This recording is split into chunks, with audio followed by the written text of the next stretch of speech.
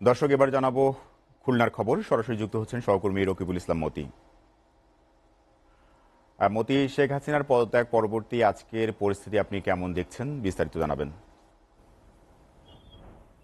সহকর্মীরা এরই মধ্যে অনেক জায়গার সংবাদ কিন্তু দিয়েছে। ঠিক একই অনুরূপ ভাবে যদি বলি, খুলনার যে অবস্থা, ঠিক একই অবস্থায় খুলনার বিরাজমান রয়েছে। খুলনায়ও কিন্তু সারা রাত ভর মানুষের নির্ঘুম রাত কেটেছে বিভিন্ন আতঙ্কের মধ্য দিয়ে। আতঙ্কের মধ্য দিয়ে কেটেছে। তারা দেখেছে যে যে রাত গেল, এই রাতে মানুষের বাড়িতে বাড়িতে কিন্তু বিভিন্ন রকমের লুটপাট, অগ্নিসংযোগ এবং ধরপাপ, মানে একটা বিশৃঙ্খলার মধ্য দিয়ে কিন্তু রাত পার করেছে। এর কারণে কিন্তু খুলনার বিভিন্ন যে জায়গাগুলো রয়েছে, সেই সমস্ত জায়গায় কিন্তু সেনাবাহিনী রাত 12টার পরে মোতায়েন করা হয়েছিল। তারা কিন্তু বাঁশি দিয়ে মানুষকে বলেছিল যে যাতে কোনো রকম বিশৃঙ্খলা না করে এবং শৃঙ্খলা বজায় রাখার জন্য তারা চেষ্টা করেছিল। কিন্তু তার মধ্যে দিয়েও কিন্তু খুলনায় মহানগর বিএনপি কালকে তারা কিন্তু সংবাদ সম্মেলন করেছে। সেই সংবাদ সম্মেলন করে বলেছে যে যে যারা এই নাশকতা করছে, তারা কিন্তু বিএনপির কেউ নয়।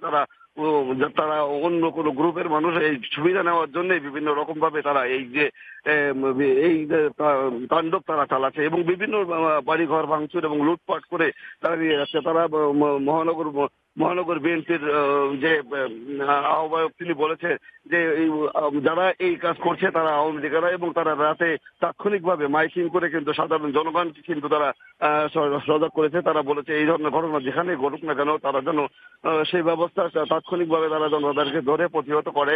এবং খুলনা বিশ্ববিদ্যালয়ের যে বৈষম্য বিরোধী ছাত্র আন্দোলনে যারা জড়িত ছিল, তারাও কিন্তু অ্যাম্বুলেন্স নিয়ে মাইকিং করেছে এবং তারা বিভিন্ন জায়গায় বলেছে যে এই যারা করছে তারা কেউই এই দুষ্কৃতিকারী, তারা কেউই এর সাথে সম্পৃক্ত না, আন্দোলনকারীদের সাথে সম্পৃক্ত না। এবং তারা বলেছে এরা যেভাবে হোক প্রতিহত করবে।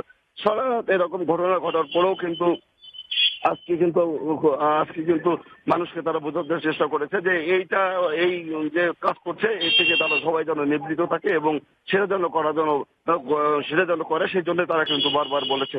আর কিছু জানিয়ে রাখি, আজকে খুলনা মহানগর বিএনপির কিন্তু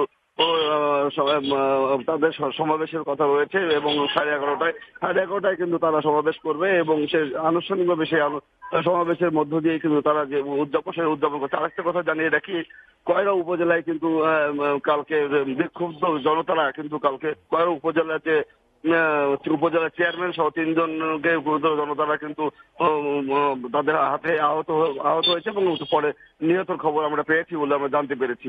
এই ছিল খুলনা থেকে আমার কাছে সর্বশেষ খবর। সোহেল। মতি, আপনাকে ধন্যবাদ।